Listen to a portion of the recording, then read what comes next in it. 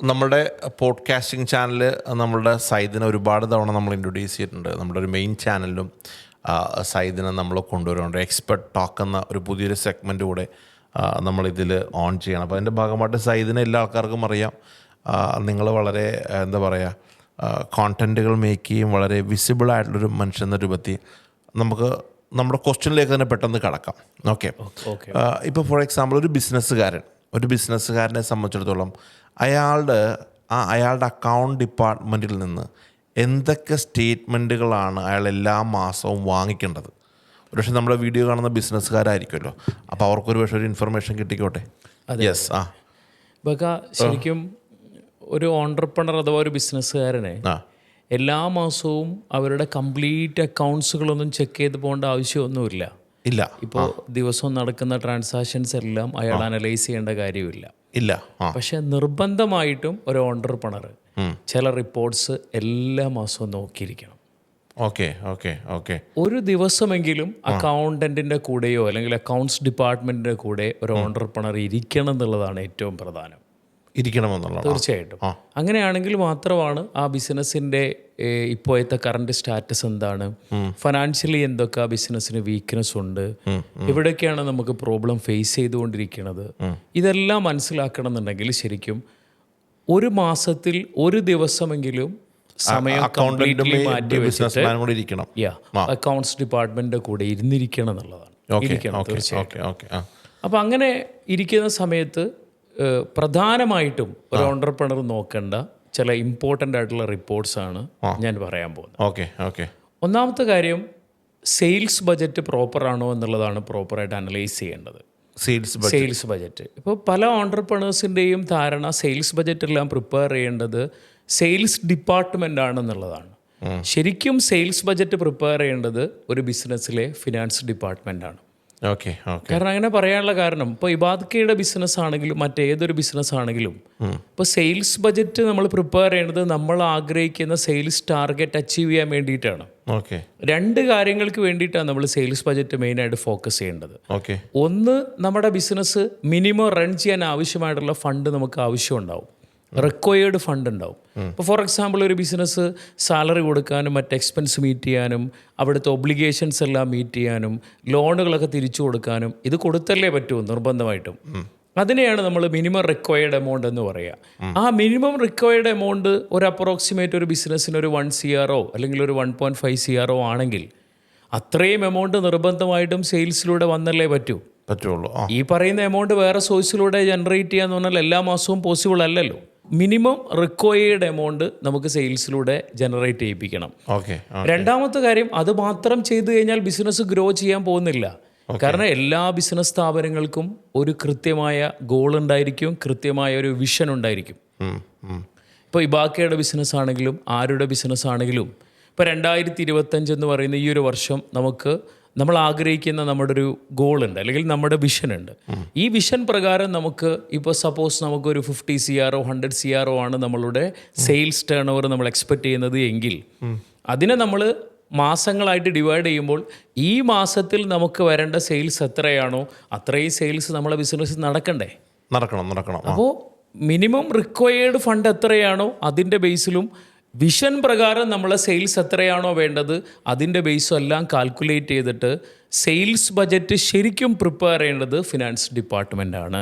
Sales budget prepare. അപ്പോൾ ഒന്നാമത്തെ കാര്യം, സെയിൽസ് ബജറ്റ് പ്രോപ്പറായിട്ട് പ്രിപ്പയർ ചെയ്യുന്നുണ്ടോ, അത് നല്ല രീതിയിൽ ഇംപ്ലിമെൻ്റ് ചെയ്യുന്നുണ്ടോ എന്നുള്ളത് ഫിനാൻസ് ഡിപ്പാർട്ട്മെൻറ്റിൻ്റെ കയ്യിൽ നിന്ന് റിപ്പോർട്ടായിട്ട് തന്നെ ഒരു ഓൺട്രപ്രണർ വാങ്ങിയിരിക്കണം. ഇവാക്ക രണ്ടാമത്തെ കാര്യം, എല്ലാ ബിസിനസ്സുകാരും കൃത്യമായിട്ടും ക്യാഷ് ബജറ്റ് പ്രോപ്പറായിട്ട് പ്രിപ്പയർ ചെയ്യുന്നുണ്ടോ, ക്യാഷ് ബജറ്റിൻ്റെ ഇപ്പോഴത്തെ ഇംപ്ലിമെൻറ്റേഷൻ എന്താണ്, അതിൻ്റെ ആക്ച്വൽ റിപ്പോർട്ട് ഒരു ബിസിനസ്സുകാരൻ കൃത്യമായിട്ട് വാങ്ങണം.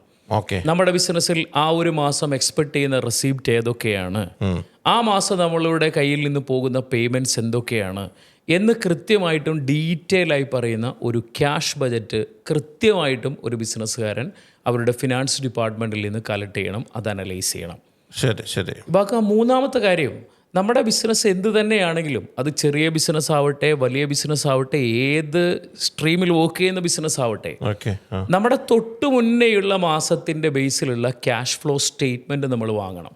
തൊട്ട് മുന്നേയുള്ള മാസത്തിൽ, അത് തൊട്ട് മുന്നേയുള്ള പീരീഡിൻ്റെ ബേസിലുള്ള ക്യാഷ് ഫ്ലോ സ്റ്റേറ്റ്മെൻറ്റ് നമ്മൾ വാങ്ങണം. അതെന്തിനാന്ന് ചോദിച്ചു കഴിഞ്ഞാൽ നമ്മുടെ ബിസിനസ്സിൽ ഏതെല്ലാം സോഴ്സിലൂടെയാണ് ക്യാഷ് വന്നത് എന്നുള്ളതും ഏതൊക്കെ വഴികളിലൂടെയാണ് ക്യാഷ് പോയതെന്നുള്ളത് അറിയണമെങ്കിൽ ഒരു ബിസിനസ്മാൻ കൃത്യമായിട്ടും ക്യാഷ് ഫ്ലോ സ്റ്റേറ്റ്മെൻറ്റ് അനലൈസ് ചെയ്യണം.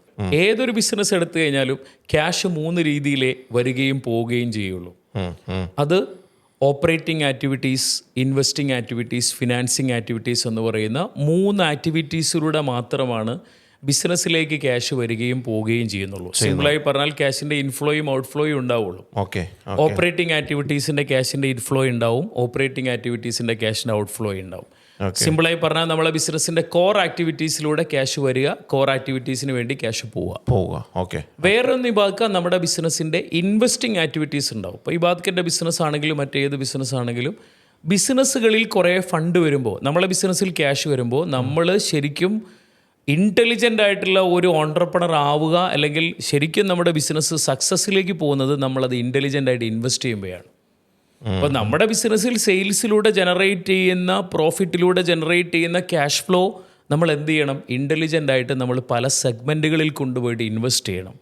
അങ്ങനെ ഇൻവെസ്റ്റ് ചെയ്താൽ മാത്രമാണ് നമ്മുടെ കമ്പനി ഒരു വെൽത്തി കമ്പനി ആയിട്ട് മാറുകയുള്ളൂ.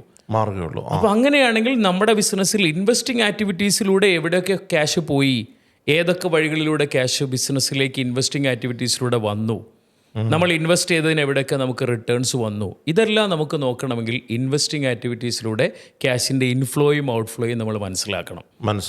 മൂന്നാമത്തെ കാര്യം ഫിനാൻസിങ് ആക്ടിവിറ്റീസ് ആണ്. അപ്പോൾ ക്യാപിറ്റൽ റിക്വയർമെൻറ്റ്സിന് വേണ്ടി നമ്മളെ ബിസിനസ്സിലേക്ക് ഫണ്ട് വന്നിട്ടുണ്ടോ, ക്യാഷ് വന്നിട്ടുണ്ടോ, നമ്മുടെ ബിസിനസ്സിലേക്ക് ക്യാപിറ്റൽ കോൺട്രിബ്യൂട്ട് ചെയ്തവർക്ക്, മറ്റു ഷെയർ ഇഷ്യൂ ചെയ്തവർക്കൊക്കെ നമ്മുടെ ഡിവിഡൻഡ് കൊടുക്കുന്നുണ്ടോ, നമ്മൾ ബാങ്കിൽ നിന്ന് ലോൺ എടുക്കുന്നതിന് നമ്മൾ ഇൻട്രസ്റ്റ് കൊടുക്കുന്നുണ്ടോ, ഇങ്ങനെ നോക്കുന്നതാണ് ആക്ച്വലി ഫിനാൻസിങ് ആക്ടിവിറ്റീസിൻ്റെ ഇൻഫ്ലോയും ഔട്ട്ഫ്ലോയും.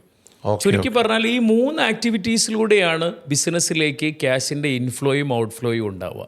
അപ്പോൾ തൊട്ട് മുന്നേയുള്ള പീരീഡിൽ നമ്മുടെ ബിസിനസ്സിൽ ഏതെല്ലാം ആക്ടിവിറ്റീസിലൂടെ ക്യാഷിൻ്റെ ഇൻഫ്ലോയും ഔട്ട്ഫ്ലോയും ഉണ്ട് എന്നറിയണമെങ്കിൽ ഒരു ഓൺട്രപ്രണർ കൃത്യമായിട്ടും ക്യാഷ് ഫ്ലോ സ്റ്റേറ്റ്മെൻറ്റ് റീഡ് ചെയ്യും വേണം, അത് അനലൈസ് ചെയ്യും വേണം. ഇതാരും അങ്ങനെ ചെയ്യാറില്ല. പല ഓൺട്രപ്രണേഴ്സും സീരിയസ്ലി അതൊന്നും ചെയ്യാറില്ല. കാരണം പല റിപ്പോർട്ട്സുകളും ഓൺട്രപ്രണേഴ്സിന് റീഡ് ചെയ്യാൻ പോലും പറ്റാറില്ല. കാരണം ഇതിലെ ടെക്നിക്കൽ ടേംസ് പലപ്പോഴും അവർക്കൊരു കൺഫ്യൂഷൻ മനസ്സിലാകാറില്ല. അതുകൊണ്ടാണ് പലപ്പോഴും പറയണത് ഏതൊരു ഓൺട്രപ്രണറും മിനിമം ഫിനാൻഷ്യൽ ലിറ്ററസി നേടിയിരിക്കണം.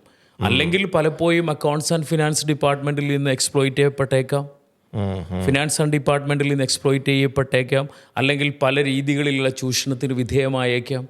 ഇതെല്ലാം ശരിക്കും നമ്മൾ കൃത്യമായിട്ടും മനസ്സിലാക്കിയെങ്കിൽ മാത്രമാണ് ഇവാക്ക നമ്മുടെ ബിസിനസ്സിൻ്റെ കറക്റ്റ് പൊസിഷൻ എന്താണ്, നമ്മൾ എത്രമാത്രം ക്യാഷിൻ്റെ ഇൻഫ്ലോയും ഔട്ട്ഫ്ലോയും നമ്മുടെ ബിസിനസ്സിലേക്ക് വരികയും പോവുകയും ചെയ്യുന്നുണ്ട് എന്നൊരു ഓൺട്രപ്രണർക്ക് കൃത്യമായിട്ട് മനസ്സിലാക്കാൻ പറ്റും. നിങ്ങളുടെ വർക്ക്ഷോപ്പുകളിൽ അങ്ങനത്തെ കാര്യങ്ങൾ തീർച്ചയായിട്ടും നമ്മൾ ശരിക്കും ഒരു ഓൺട്രപ്രണറെ ശരിക്കും ഫിനാൻഷ്യലി നല്ല പോലെ അവെയർ ആക്കാനും പല റിപ്പോർട്ട്സുകളും അവർക്ക് കൃത്യമായിട്ട് റീഡ് ചെയ്യാനും കേപ്പബിലിറ്റിയുള്ള എക്സ്പേർട്ട് ഓൺട്രപ്രണേഴ്സ് ആക്കുക എന്നുള്ളതാണ് ഞാൻ പ്രൊവൈഡ് ചെയ്യുന്ന ഫിനാൻസ് ആൻഡ് സെയിൽസ് മാസ്റ്ററുടെ മെയിൻ പർപ്പസ്. ബാക്കി 4ാമത്തെ ഏറ്റവും പ്രധാനപ്പെട്ട പ്രശ്നം, പല ബിസിനസ് സ്ഥാപനങ്ങളും ഇന്ന് അവരനുഭവിക്കുന്ന ഏറ്റവും പ്രധാനപ്പെട്ട പ്രശ്നം, അവരുടെ വർക്കിംഗ് ക്യാപിറ്റലിന് ആവശ്യമായിട്ടുള്ള ഫണ്ട് അവിടെ ജനറേറ്റ് ചെയ്യുന്നില്ല. പല ബിസിനസ്സുകാരുടെയും ഏറ്റവും പ്രധാനപ്പെട്ട ഇഷ്യൂ അതാണ്, വർക്കിംഗ് ക്യാപിറ്റൽ മാനേജ്മെൻറ്റ് പ്രോപ്പർ അല്ല. ഇപ്പോൾ വർക്കിംഗ് ക്യാപിറ്റൽ മാനേജ്മെൻറ്റ് പ്രോപ്പറാണോ അല്ലയോ എന്ന് നോക്കാൻ വേണ്ടിയിട്ട് കൃത്യമായിട്ടും വർക്കിംഗ് ക്യാപിറ്റൽ സ്റ്റേറ്റ്മെൻറ്റ് ഒരു ഓൺട്രപ്രണർ അവരുടെ ഫിനാൻസ് ഡിപ്പാർട്ട്മെൻറ്റിൽ നിന്നും നിർബന്ധമായിട്ടും കളക്ട് ചെയ്യണം. 5ാമത്തെ ഏറ്റവും പ്രധാനപ്പെട്ട കാര്യം, ബിസിനസ്സിൻ്റെ പല മേഖലകളും പ്രോപ്പറായിട്ടാണോ പോകുന്നത് എന്ന് നോക്കാൻ വേണ്ടി പെർഫോമൻസ് അനലൈസ് ചെയ്യാനുള്ള ചില ടൂളുകൾ നോക്കണം. ഇപ്പോൾ ഇവാക്ക നമ്മളിപ്പോൾ ഒരു ലബോറട്ടറിയിൽ പോയിട്ട് അല്ലെങ്കിൽ ഒരു മെഡിക്കൽ ലാബിൽ പോയിട്ട് നമ്മൾ ബ്ലഡ് ടെസ്റ്റ് ചെയ്യുന്നത് പലപ്പോഴും നമുക്ക് ഷുഗർ ഉണ്ടോ, കൊളസ്ട്രോൾ ഉണ്ടോ, അല്ലെങ്കിൽ തൈറോയിഡിൻ്റെ ഇഷ്യൂ ഉണ്ടോ, അല്ലെങ്കിൽ മറ്റെന്തെങ്കിലും നമ്മുടെ ബോഡിയിൽ ഇൻറ്റേർണലായിട്ട് നമുക്ക് എന്തെങ്കിലും ഇഷ്യൂസുകളൊക്കെ ഉണ്ടോ എന്ന് നോക്കാൻ വേണ്ടിയിട്ടാണ്. ഇതേപോലെ നമ്മുടെ ബിസിനസ് നിർബന്ധമായിട്ടും ചില ടൂളുകൾ അവർ കൃത്യമായിട്ടും അനലൈസ് ചെയ്യണം. അത് പ്രധാനമായിട്ടും കറണ്ട് റേഷ്യോ നോക്കണം, ക്യുക്ക് റേഷ്യോ നോക്കണം, ഇൻവെൻറ്ററി ടേൺ ഓവർ റേഷ്യോ നോക്കണം. ഇതേപോലെ നമ്മുടെ ബിസിനസ്സിൻ്റെ സെയിൽസും നമ്മുടെ പ്രോഫിറ്റും തമ്മിൽ കമ്പയർ ചെയ്യുന്ന gross profit ratio, net profit ratio, operating ratio എന്നൊക്കെ പറയുന്ന ചില പ്രധാനപ്പെട്ട റേഷ്യോസിനെ നമ്മുടെ ബിസിനസ്സുമായിട്ട് കമ്പയർ ചെയ്ത് അനലൈസ് ചെയ്തെങ്കിൽ മാത്രമാണ് ഒരു ഓണ്ടർപ്രണർക്ക് അവരുടെ ബിസിനസ് കറക്റ്റായിട്ട് ഇപ്പോൾ എവിടെയാണ് നിൽക്കുന്നത് എന്നുള്ളത് മനസ്സിലാക്കാൻ സാധിക്കും. ഇത് നിങ്ങളുടെ വർക്ക്ഷോപ്പിൽ ഇങ്ങനത്തെ കൂടുതലും കാര്യങ്ങളൊക്കെയാണ്? തീർച്ചയായിട്ടും നമ്മൾ ഡീറ്റെയിൽ ആയിട്ട് നമ്മൾ ഈ വർക്ക്ഷോപ്പിലൊക്കെ ഇങ്ങനെയുള്ള കോണ്ടന്റ് ശരിക്കും ഒരു ഓണ്ടർപ്രണർ എങ്ങനെ അനലൈസ് ചെയ്യേണ്ടത് എന്നുള്ളത് ഡീറ്റെയിൽ ആയിട്ട് അവരെ മനസ്സിലാക്കിപ്പിക്കുകയും അവർക്ക് നല്ല അവയർനെസ് കൊടുക്കുകയും ചെയ്യിപ്പിക്കുന്ന സെഷനായിരിക്കും. അപ്പോൾ എന്തായാലും ഓരോ വീക്കിലും നമ്മുടെ സൈദിനെ പോലുള്ള ആൾക്കാരെ കൊണ്ടുവന്ന് നമ്മളിത് ടോക്കുകൾ നടത്തുന്നുണ്ട്. എക്സ്പെർട്ട് ടോക്ക് എന്ന് പറഞ്ഞൊരു സെഗ്മെൻ്റാണ്. അപ്പോൾ നെക്സ്റ്റ് എപ്പിസോഡിൽ വീണ്ടും ഇരിക്കാം. Okay, thank you.